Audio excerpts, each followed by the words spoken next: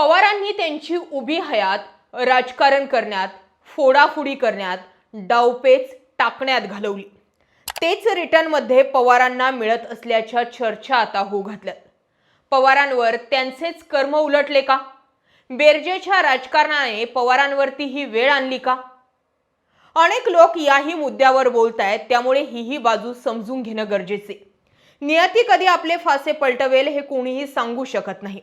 ज्यांना पद आणि प्रतिष्ठा दिली, राजकारणात नवी ओळख दिली, आज ते मंडळी शरद पवारांना सोडून राजकारण करू पाहत आहेत।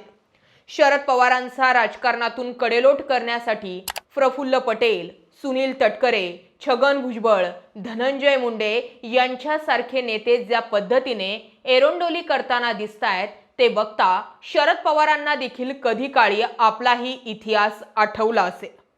त्यामुळेच व्हिडिओच्या सुरुवातीला नियती हा शब्द वापरलाय तो यासाठीच।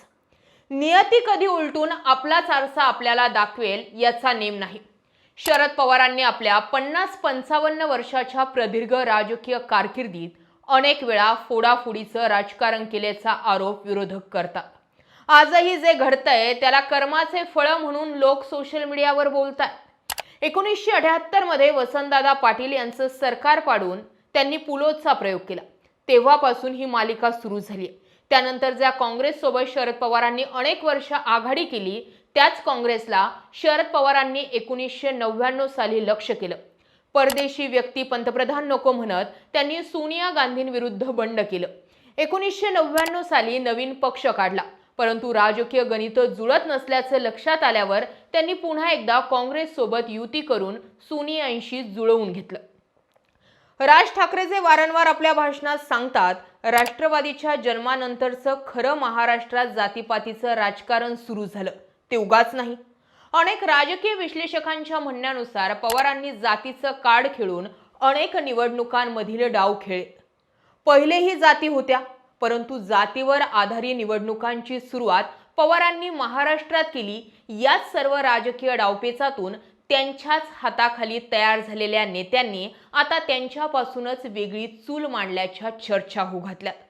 आणि आता बघा, जी राष्ट्रवादी पवारांनी उभी केली त्याच राष्ट्रवादीचे निर्णय पवारांच्या संमतीविना सत्तेचे निर्णय घेतले जात आहेत। शरद पवारांनी जे राजकारण उभं केलं त्याचे फळ आज त्यांना स्वतःच्या शिष्यांकडून मिळत असल्याचं चित्र दिसून येत आहे। शरद पवारांना अनेक नेत्यांना सत्तेच्या सर्वोच्च शिखरापर्यंत नेण्यात मोठा वाटा उचलला। शरद पवारांनी मोठी केलेली मंडळी आधी अनेक वर्ष राजकीय विजनवासात पडलेली होती। त्यांना पवारांनी आधार देत सत्तेत आणलं।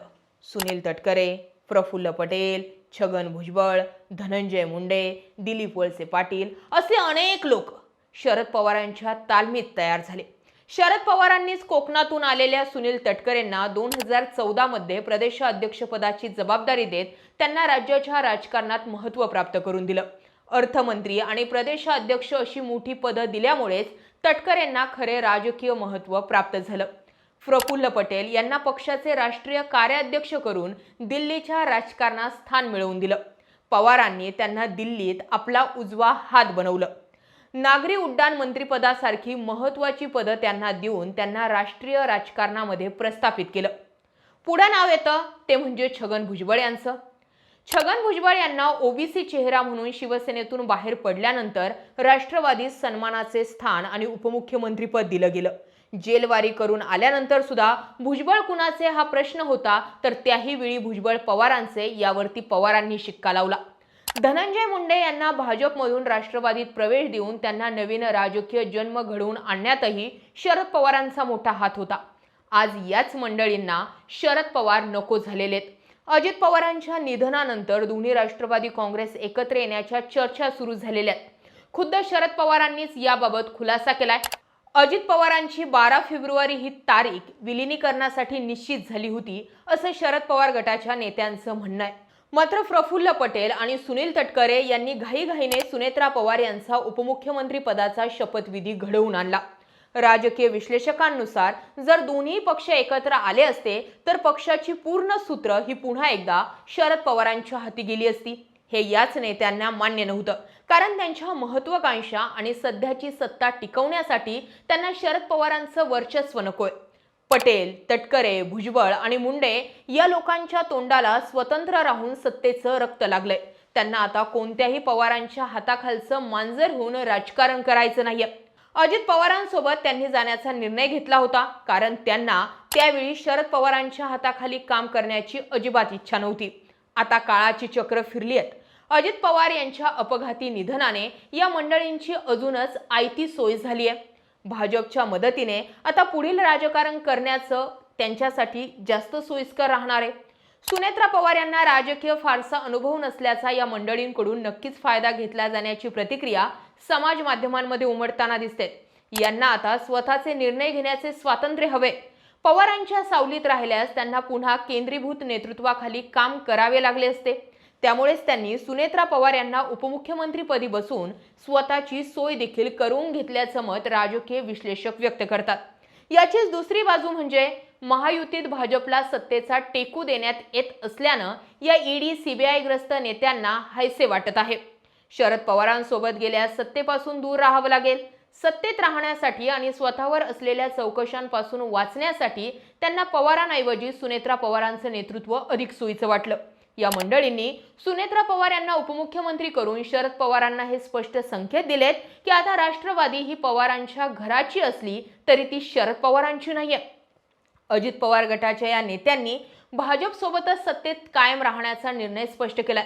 त्यामुळे साहजिकच भाजपची मर्जी राखण्यातही या मंडळींना यश आलंय. भाजप सोडून शरद पवारांसोबत गेल्यास या मंडळींना पुन्हा ईडी सीबीआयचं तोंड पाहावं लागेल हे सर्वांना माहिती आहे. त्यामुळे गुपचूप सत्तेच्या गुळाला चिकटून राहण्यातच आपली भलाई असल्यानं भविष्यातही यापेक्षा काही वेगळं घडण्याची शक्यता कमी आहे. प्रफुल्ल पटेल, सुनील तटकरे, भुजबळ, धनंजय मुंडे हे संधी चालवून आल्यानंतर कशा पद्धतीने मेलेल्या माणसाच्या टाळूवरचं लोणी खातात या चर्चा झडत असताना एक गट हेही म्हणत होता, शरद पवारांनी तरी त्यांच्या 50-55 वर्षाच्या राजकारणात वेगळं केलंय तरी काय? धनंजय मुंडे, भुजबळ किंवा पटेल, तटकरेंसारखी लोक मोठी केली गेली का तर आपल्या जवळचा कोणी दुसरा मोठा होऊ द्यायचा नव्हता. इकडे अजित पवारांना मुख्यमंत्री होता आलं नाही का तर अजित पवारांना मुख्यमंत्री होऊ द्यायचं नव्हतं. अजित पवार असो किंवा शरद पवार असो, विशेषतः जर आपण शरद पवारांबाबत बोललो तर त्यांनी त्यांच्या हयातीत असे अनेक निर्णय घेतलेले आहेत की ज्या निर्णयांमुळे पुढचे अनेक निर्णय बदलले आणि आत्ताचं जे राजकारण घडतंय ते कायमच स्वरूपी म्हटलं जातं की पवारांनी जे पेरलंय तेच उगवलंय. त्यामुळे आत्ता जे काही राजकारणामध्ये घडतंय ही नियतीची परतफेड आत्ताच सुरू झाली आहे का याही होऊ घातलेल्या चर्चा आहेत. असो, मी तर समाज माध्यम आणि सोशल मीडियावरती जे दोन प्रवाहाची लोक व्यक्त होत आहेत त्यातील दोन्ही प्रवाहांची बाजू मांडण्याचा प्रयत्न करते. आता तुम्ही सांगा, बाजू नेमकी कोणती बरोबर किंवा कोणती चुकीची? कारण लोकांचं मत काय ते मांडण्याचा प्रयत्न मी या प्लॅटफॉर्मवरून करते. बाकी मांडलेली माहिती तुम्हाला आवडली असेल, मांडलेले मुद्दे आवडले असेल, ही माहिती महत्त्वाची वाटली असेल तर आपल्या चॅनलला आवर्जून सबस्क्राईब करा. जय महाराष्ट्र.